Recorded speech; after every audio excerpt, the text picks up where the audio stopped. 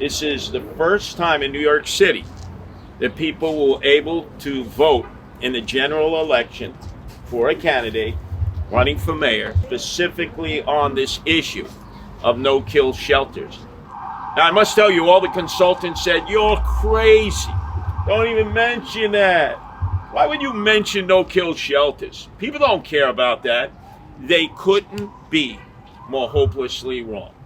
I haven't found a person out there, man or woman, whether they voted for Biden, whether they voted for Trump, or whether they're apolitical, who hasn't been supportive of no-kill shelters, especially when you explain to them that it's your tax dollars that are going to the animal care and control centers that execute dogs and cats 72 hours. If Governor Cuomo himself would have called from the executive mansion, like the old black and white movies when there was a death penalty in New York, and they would march the man on death row, and then all of a sudden he'd get a reprieve from the governor, and he'd go, oh, I'm not going to be strapped into old Sparky. Well, guess what? Even if the governor himself called and asked for a reprieve on the death sentence put to the cat or the dog, that would not be agreed to. In fact, let's think back to a non-dog, non-cat. Remember the deer that was up near the Polo Grounds public housing project?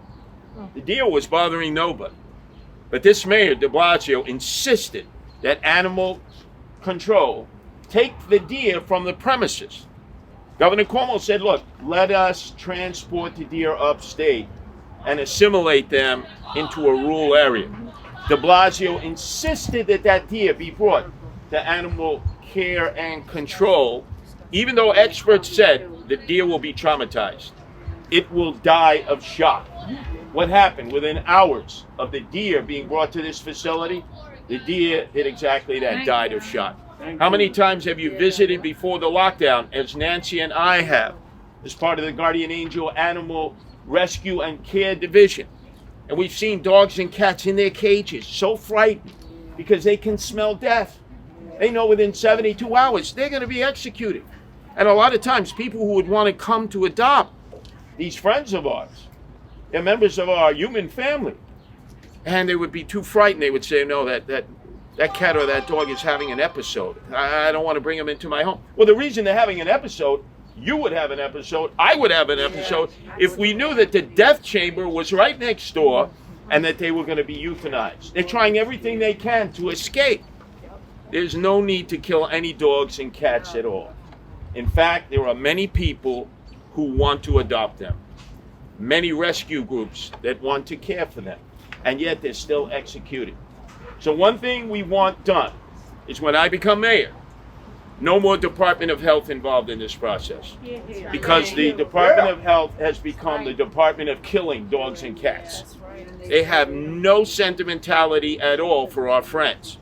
So we're going to have an animal welfare department that specifically deals with this.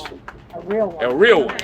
Secondly, there is a 30-year deal with animal care and control to continue to run their kill facilities for 30 years. Yeah, I know. They've signed a contract, city council and the mayor okayed it, and the controller okayed it. That's going to end.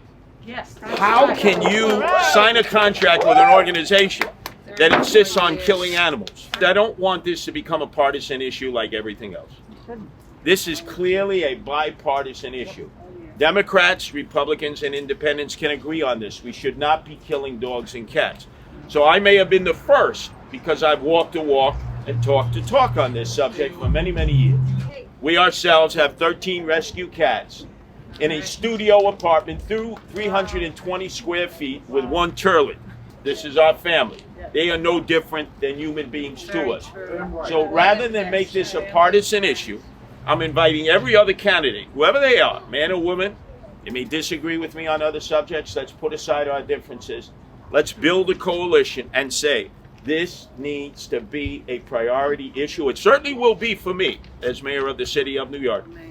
No more animals killed, no more cats and dogs euthanized. There's not one other candidate who said, oh, Curtis is out of his mind. He's crazy. You can't eliminate animal care and control and the fact that they have to euthanize pets.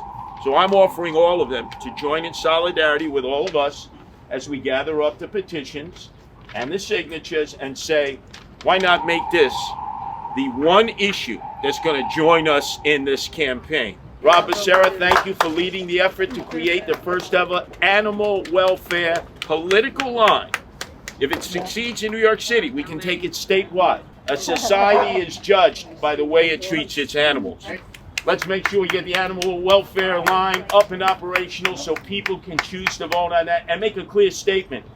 We don't want any more kill shelters in New York City. Amen. Thank you.